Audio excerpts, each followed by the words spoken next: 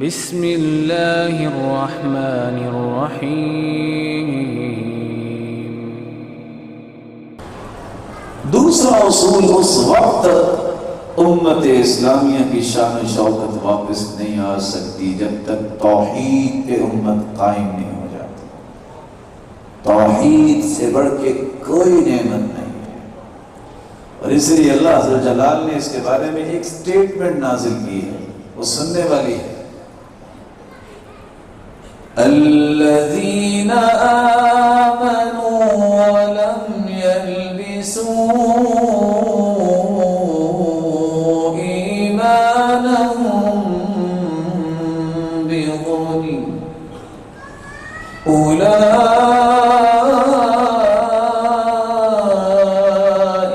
لهم الامن وهم مهتدون۔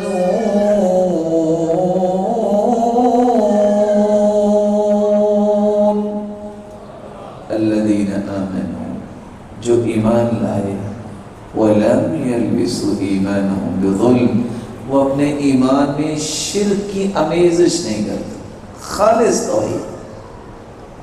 انعام کیا ہے؟ پہلا انعام اولئک لهم الامن، امن کی نعمت اللہ نے رکھی ان کے لیے، ان کی سوچ میں بھی امن، ان کی نیت اور ارادے میں بھی امن، ان کے قول میں بھی امن، ان کے کردار میں بھی امن، ان کے اعمال میں بھی امن، اور ان کے معاشرے میں امن، اور ان کے گھروں اور خاندانوں میں امن۔ کب؟ جب توحید کو خالص کرے۔ توحید کو جب تک خالص نہیں کرتا امن نہیں مل سکتا۔ معاشرہ جس کو اللہ کے رسول نے ترتیب دیا تھا، اس معاشرے کی بنیاد ہی توحید تھی، اور جس جگہ ہر 5 کلومیٹر کے بعد شرک ہو رہا ہو وہاں امن آ سکتا ہے؟ یہ بات سمجھنے والی ہے۔ ہم سمجھتے ہیں کہ شاید یہ تو بس پرانی باتیں ہوگی، رب تعالیٰ نے جتنا نظام دیا ہے وہی نظام اس قابل ہے کہ قیامت تک اس کو فالو کیا جائے۔ جو نہیں مانے گا ذلت و رسوائی اس پہ چھا جائے گی۔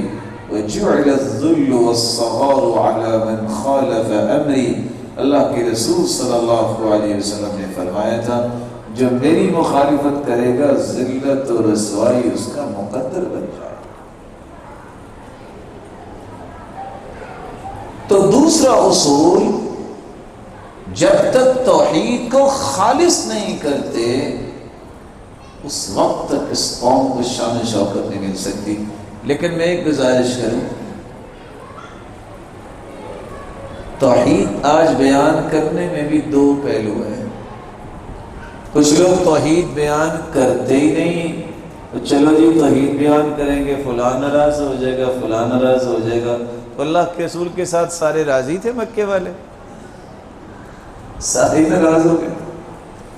کچھ لوگ توحید کے نام پہ گالیاں دیتے ہیں، یہ کون سی توحید ہے؟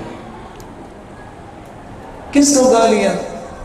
کوئی نیک آدمی فوت ہو گیا، کوئی اللہ کا ولی تھا فوت ہو گیا، لوگ اس کی پوجا کرنے لگ گیا، اس کی قبر پہ مزار بنا لیا، اس کا تو کوئی گناہ نہیں، اس نے تو حکم نہیں دیا، اس کو گالی دینے کا جواز کیا ہے؟ اللہ کے نیک بندوں سے تو محبت کرتے ہیں۔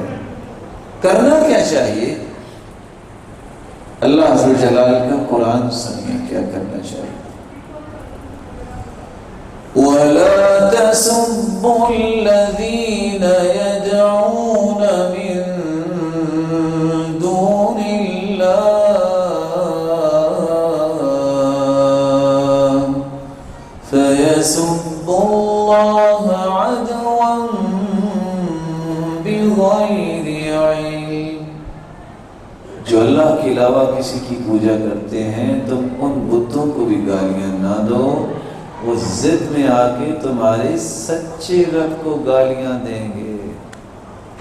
اور ایسا نہیں ہوتا، بیان توحید ہوتی ہے اور ساتھ طرح طرح کی ایسی باتیں ہوتی ہیں جنہیں سمجھنا ہوتا ہے وہ بھی نہیں سمجھتے۔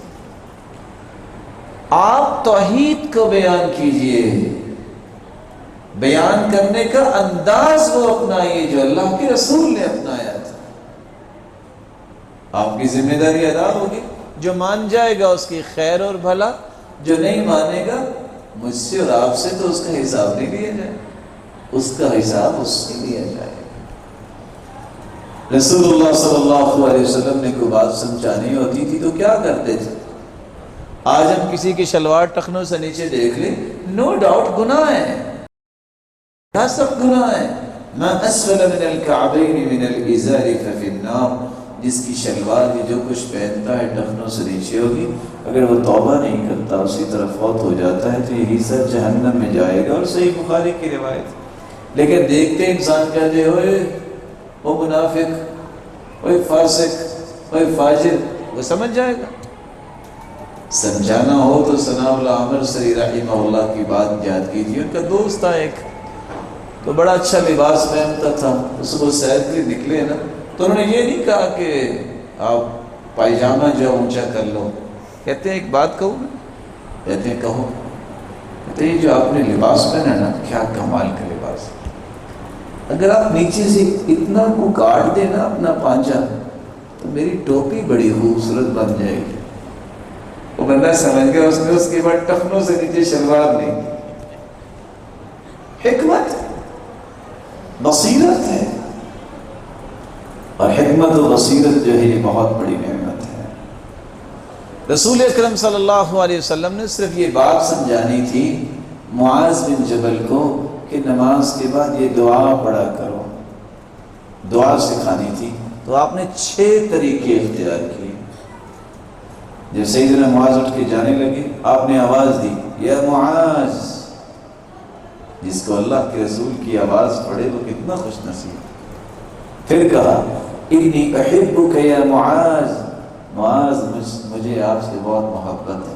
وہ اللہ کے رسول کو محبت ہے. کہا لبیک یا رسول اللہ، اللہ کے رسول میں حاضر ہوں، مجھے بھی آپ سے بہت محبت ہے. 2 باتیں. آنے کا انتظار نہیں کیا، خود کھڑے ہوئے. 3 باتیں. چل کے گئے. 4 باتیں. اور جا کے سیدنا معاذ کا ہاتھ پکڑ کے اپنائیت دی. کہا معاذ، 6 بات کیا کہی؟ میں نا آج تمہیں ایک تحفہ دینا چاہتا ہوں.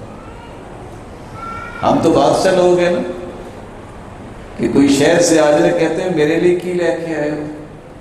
تحفے مانگے نہیں جاتے. تحفے تو محبت کے لیے ہوتے ہیں. اللہ کے رسول فرماتے ہیں معاذ میں تمہیں تحفہ دینا چاہتا ہوں. کہا مجھے؟ جی اللہ کے رسول، کون سا تحفہ؟ فرمایا لا تجعلن دبر كل صلاة اللهم اعني على ذكرك وشكرك وحسن عبادتك.